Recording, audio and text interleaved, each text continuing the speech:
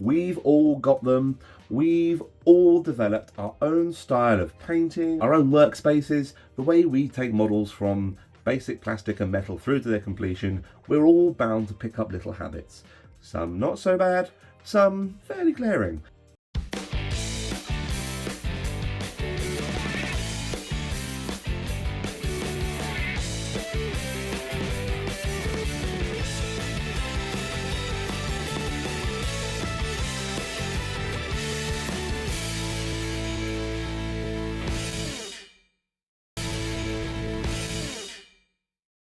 I am going to do the unthinkable, and I'm going to reveal to you some of my just some of my painting habits, and let you know that I am human. I'm a good painter, but I am odd. So, without further ado, these are Mithril's weird painting habits.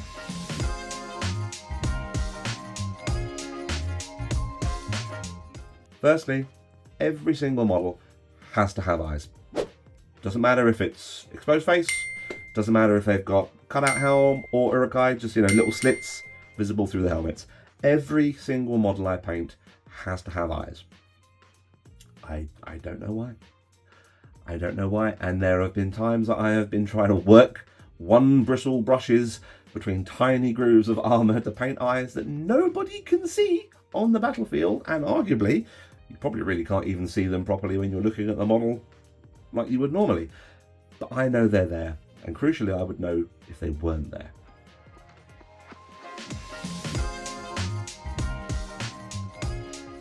I cannot batch paint. Categorically can't do it.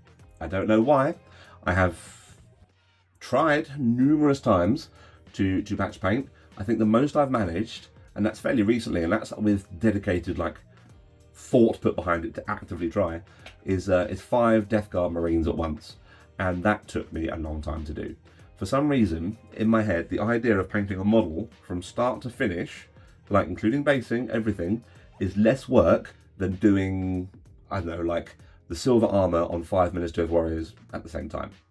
There is some block there that I just cannot get over. I don't know what it is. I have tried.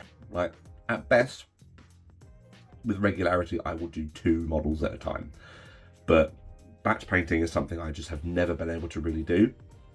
And I'm trying, and I think this kind of dials into my ADHD, which still goes undiagnosed. Well, no, not undiagnosed, untreated. I can't do it. I just can't do it. Give me a box of 24 models, and I will paint each one of them from start to finish, one at a time. That is how I do.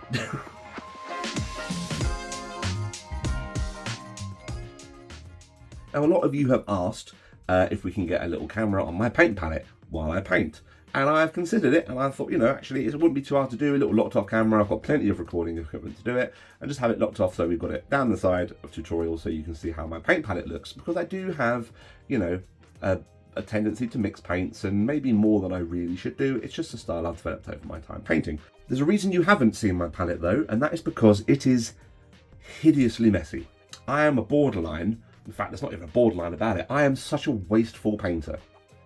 I will put new paint on my palette for every single bit I do. And I'm very bad at gauging how much paint I actually need for a specific bit of a model. And granted, if I could actually batch paint, then obviously the paint on the palette would then get used to do the batch painting, but I don't do that. I can't do that. So my paint palettes end up being just splodges of random colours all over, and I will give you a shot of it for the video so you can see what I'm talking about. There are times where I've had 4 or 5 different puddles of individual washes of the same wash of Agrax Earthshade or Normal Oil, just individual washes that I've done throughout the day on various things. I poorly plan my models. I tend to do one bit on a model at a time, finish it to completion. I don't do all the browns and wash them independently. No, I will be okay, face first, then armour through to completion, then robes through to completion, weapons through to completion. So I end up with multiple washes, multiple different puddles of random paints from previous days and previous. I am a terribly wasteful painter, and I'm not proud of it, but that is just how I paint.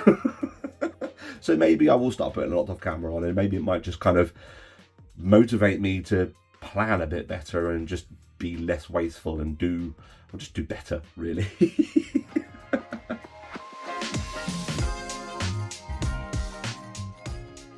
You guys know that I mix a lot of paint, and you know, a lot of you ask how I know to do this. A lot of you ask why do I do it?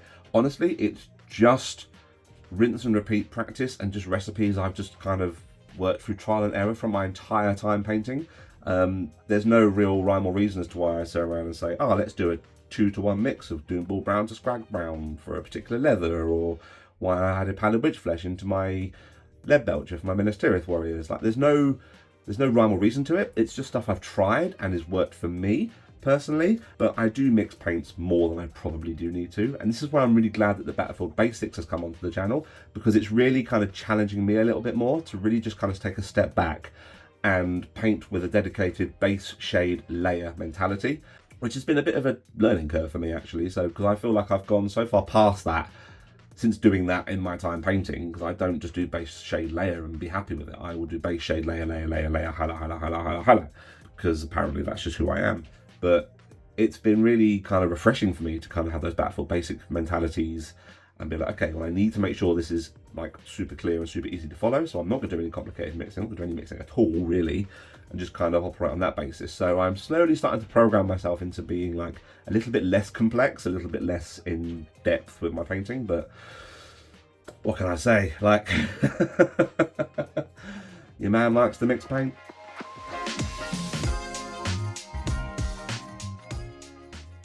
I do not change my water nearly enough. I know that in theory you should probably change your water every single time you come and sit down to paint. Not every single time you sit down to paint in a day, but like every day, fresh water, right? Because it can taint your brushes, it can taint your models, and obviously build up around the edge of the glass. Means you might end up with paint sediment and other bits and bobs in there that just looks horrible and just doesn't really work.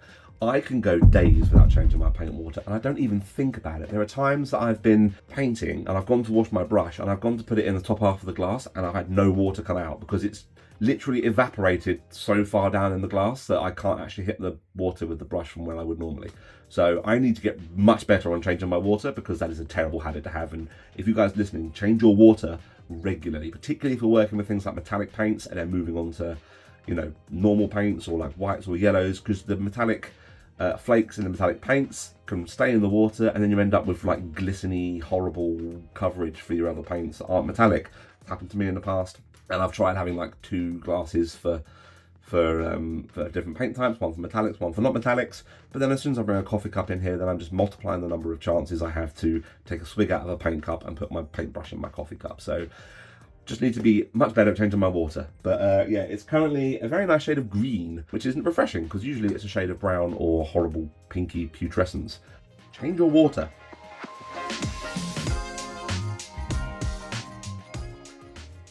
This is quite an interesting one, actually. I don't know if this is something that everyone else comes up against or other people come up against. I get intimidated to use new brushes.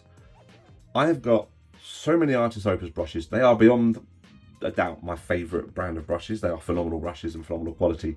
I think I've got 2 highlighting sets, a dry brush set and a big set. I've got a lot of brushes. I've invested heavily in them, but I don't use them. And I don't really know why. I tend to get to a point when I'm painting where I've been using the same kind of brushes for a good little while, and I will go until those brushes are no longer usable, and then I will swap in another brush. Like, I get very intimidated to crack open a brand new brush because I'm thinking there, like, I don't want to ruin this brush because it's such a nice brush. So it just sits there being ornamental while I burn like another layer brush or another size brushes down to their nubs, you know, like, while painting, and they're all sitting there spaghetti stranding out. Please, master, please kill me, you know, put me out of my misery kind of brush. I've got a little bit better. I've started putting more into circulation, but my mentality to that is if it ain't broke, don't fix it. But the problem is that if you don't fix it, they get very broke very quickly. And I'm currently reaching the end of another brush that's about to go into the funeral pyre, you know, so another little ceremony will be had for that one. But yeah, I get very intimidated to use new brushes. I don't know why. I don't know why. I'm a very strange person. Well, there you are. There are some of Mithril's painting habits. Some good, some bad, some atrocious.